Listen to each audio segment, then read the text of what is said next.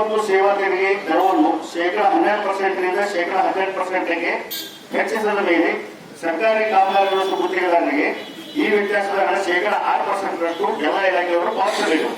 ಏಕೆಂದರೆ ಸರ್ಕಾರಿ ಹುದ್ದೆಗಳು ಸರ್ಕಾರಕ್ಕೆ ಶೇಕಡಾ 12% ಬದಲು ಶೇಕಡಾ 18%ರಷ್ಟು ಸರಕು ಮತ್ತು ಸೇವಾ ತೆರಿಗೆ ಬರೆಸಿರುತ್ತಾರೆ.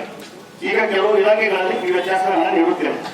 ನಂಬರ್ 6, ಕರ್ನಾಟಕದ ಎಲ್ಲಾ ಜಿಲ್ಲೆಗಳಲ್ಲಿ ಶಾಸಕರು ಮತ್ತು ಸಂಸತ್ ಸದಸ್ಯರ ಗ್ರಾಂಟ್ಗಳಲ್ಲಿ ಕೈಗೊಳ್ಳುವ ಕಾಮಗಾರಿಗಳು ಪೂರ್ಣಗೊಂಡು ಕಾಮಗಾರಿಯ 75% ಬಿಲ್ಲನ್ನು ಪಾವತಿಸಿದ ಮೇಲೆ ಇನ್ನೂ 25% ಬಿಲ್ಲನ್ನು ಥರ್ಡ್ ಪಾರ್ಟಿ ತಪಾಸಣೆ ಮಾಡುವವರಿಗೆ ಬಾಕಿ ಇರುತ್ತಾರೆ.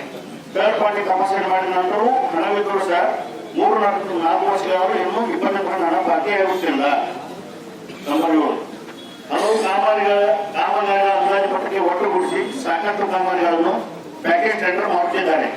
ಪ್ಯಾಕೇಜ್ ಟೆಂಡರ್ ಮಾಡುವುದು ನಿಲ್ಲಿಸಬೇಕು. ಏಕೆಂದರೆ ಇದರಿಂದ ಸಾಕಷ್ಟು ಸಣ್ಣ ಮತ್ತು ಸ್ಥಳೀಯ ಹುದ್ದೆಗೆ ಅನ್ಯಾಯವಾಗುತ್ತಿದೆ ಮತ್ತು ಇದನ್ನು ಉಪಯೋಗಿಸಿಕೊಂಡ ಗುತ್ತಿಗೆದಾರರಿಗೆ ಜೀವನ ತುಂಬಾ ಕಷ್ಟವಾಗುತ್ತದೆ. ತಾವು ದಿನಾಂಕ 4/3/2024 4,000 ಕೋಟಿ ರೂಪಾಯಿಗಳಷ್ಟು ಮೊದಲ ಟೆಂಡರ್ಗಳನ್ನು ಪ್ಯಾಕೇಜ್ ಮಾಡದೆ ಟೆಂಡರ್ ತೆರೆಯುವಂತೆ ಎಲ್ಲ ಇಲಾಖೆಗಳಲ್ಲಿ ನಿರ್ದೇಶನ ನೀಡುತ್ತೇವೆ. ಅದರಂತೆ ಇಲಾಖೆಗಳಿಗೆ ಮತ್ತೊಮ್ಮೆ ಸಂಶೋಧನೆ ಮಾಡಿಸಬೇಕೆಂದು ತಮ್ಮಲ್ಲಿ ಮುಗಿಸಿಕೊಡುತ್ತೇವೆ.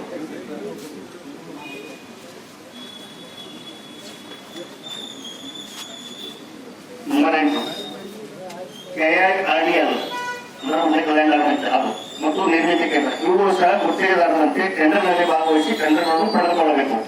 ಈಗ ಈ ಸಂಸ್ಥೆಗಳಿಗೆ ನೇರವಾಗಿ ಕಾಮಗಾರಿಗಳನ್ನು ಗುರುತಿಸಿಕೊಳ್ಳಲಾಗುತ್ತದೆ. ನಂಬರ್ 9, ಲೋಕೋಪಯೋಗಿ ಇಲಾಖೆ ಟೆಂಡರ್ಗಳಲ್ಲಿ ಗುತ್ತಿಗೆದಾರರು ಸರ್ಕಾರ ನಿಗದಿಪಡಿಸಿದ SR ದರಕ್ಕಿಂತ 5% ಹೆಚ್ಚಿನ ದರಗಳನ್ನು ನಮೂದಿಸಿದಲ್ಲಿ ಅದನ್ನು ಸರ್ಕಾರಕ್ಕೆ ಕಳಿಸುವ ನಿಯಮವಿದ್ದು ಈ ನಿಯಮವನ್ನು ಬದಲಿಸಿ ಮುಖ್ಯ ಅಧಿಕಾರಿಗೆ ಟೆಂಡರ್ಗಳಿಗೆ ಅನುಮೋದನೆ ನೀಡುವ ನಿರ್ಧಾರವನ್ನು ಕೈಗೊಳ್ಳುವ ಅಧಿಕಾರ ನೀಡಬೇಕು.